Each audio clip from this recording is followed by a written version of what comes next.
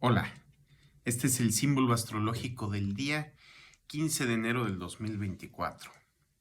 Mi nombre es Magnus Sempiternus Phoenix de Astropsicología y el día de hoy el Sol va a estar en 25 grados de Capricornio. El símbolo Kosminski que vamos a ver manifiesto este día de alguna forma u otra puede ser en nuestro interior, proyectado al mundo, etcétera, depende de la carta astral de cada quien, donde tengan ese 25 grados de Capricornio, típicamente. Y dice Kosminski, este grado tiene el siguiente símbolo: una mujer elevando del piso a un infante lastimado. Y es un símbolo de atender o de cuidar. Y claro, el punto opuesto de este grado de Capricornio, que es regido por Quirón y Mercurio, en este tercer decano de Capricornio, Mercurio asociado a Géminis también y Virgo, ¿sí? Pero en Virgo junto con Quirón. Entonces, también Mercurio está asociado a la infancia, a los jóvenes. Entonces, es como si estuviéramos identificadas con esto sagrado masculino lastimado. Y llega la mujer representando lo sagrado femenino a defender, a reparar, a curar a este niño o niña lastimado, lastimada. Y entonces la mujer, lo sagrado femenino, representando este Cáncer, ¿sí? El tercer decano de Cáncer, regido por Neptuno. ¿Cómo sentimos que, o cómo nos sentimos acerca de la persona que viene a rescatarnos, o cómo nos sentimos acerca de nuestra propia naturaleza que viene a rescatarnos? A veces es simplemente las instrucciones de nuestro cuerpo, nuestro ADN, lo sagrado femenino, es las instrucciones de lo que somos. Entonces, cuando nuestro sagrado masculino, nuestra asertividad, nuestras acciones, lo que queremos lograr en el mundo se ve lastimado, no logra llegar a su objetivo, porque tal vez era una acción incipiente, porque no hemos tenido suficiente práctica, porque no hemos llegado a la maestría de ese tipo de desempeño, cualquier motivo. Entonces, pues tenemos que seguir tratando, pero primero tiene que haber ese momento de reparación, ¿no? Ese momento donde volvemos a nuestra propia naturaleza y entonces sanamos, y ese sanar representa volver a quienes somos, ya no estar enfrentando nuestra naturaleza al mundo externo, porque eso fue lo que nos lastimó, ¿no? Entonces, dice Kosminski, y esto aplica más para las personas con Sol, Luna ascendente, pero una interpretación similar sería para los demás planetas en esa posición. Dice, denota una persona cuyo impulso rector es la protección y el confort de la humanidad y que va a poner esto en práctica.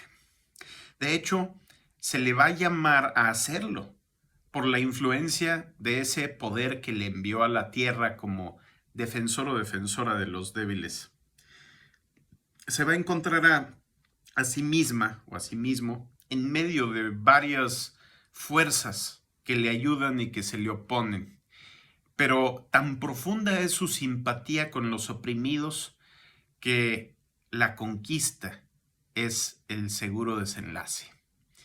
Entonces, es esta compasión que parece divina, ¿sí? Porque está conectada con ese Neptuno en Cáncer, donde vemos a quien nos ayuda, como decía, o a nuestra propia naturaleza. Por ejemplo, cuando se lastima nuestro cuerpo, ¿sí? ¿Cómo se repara?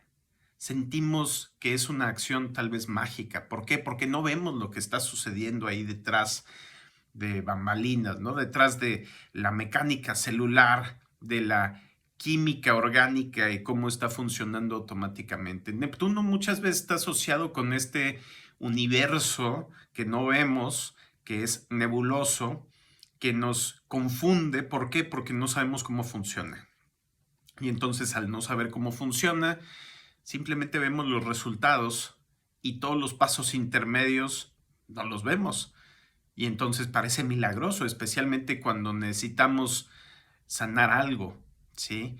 Esa sanación mágica de alguna sustancia que tomamos y desaparece el malestar. Bueno, aquí también podríamos llevarlo a otro nivel de conciencia, donde en vez de ser como el niño o la niña dependiente, ¿sí?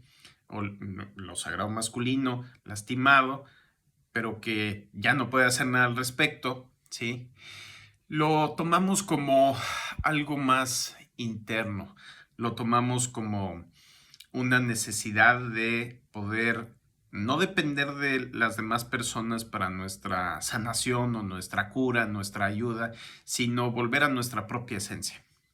El internalizar este grado nos llevaría a atendernos a nosotras, a nosotros mismos. La autoatención es volver a nuestro sagrado femenino, volver a nuestra esencia y llegar a equilibrar nuestra existencia a nivel físico, emocional, intelectual, espiritual. Volvemos a nuestra forma de ser, a nuestra energía, a nuestra carta astral, sin los choques con el mundo exterior, y entonces ya podemos volver a salir a actuar después.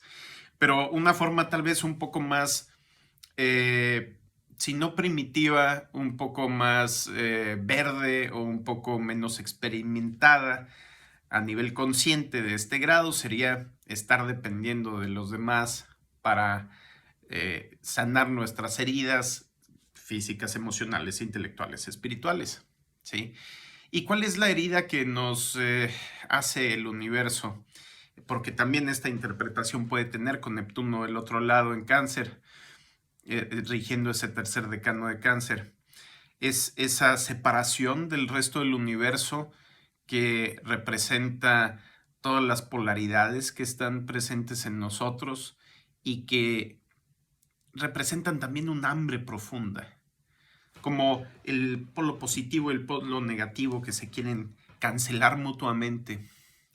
Esa electricidad en en el contacto positivo, en el contacto negativo que quiere neutralizarse, la carga, magnetismo, todas las fuerzas del universo que vienen en esa polaridad, hasta los mismos quarks se juntan en pares polares para generar una nueva partícula, ¿sí? Y entonces, bueno, tal vez duran muy poco las partículas que son compuestas por esa dualidad de quarks, y las que están compuestas por tres quarks son un poco más estables, duran más tiempo. Pero eso también nos habla de nuestra propia naturaleza, porque en este universo fractal podemos ver las mismas leyes o las mismas tendencias aplicadas en todos los niveles de la existencia. Por eso son 12 signos, 12 quarks, 12, o sea, etcétera.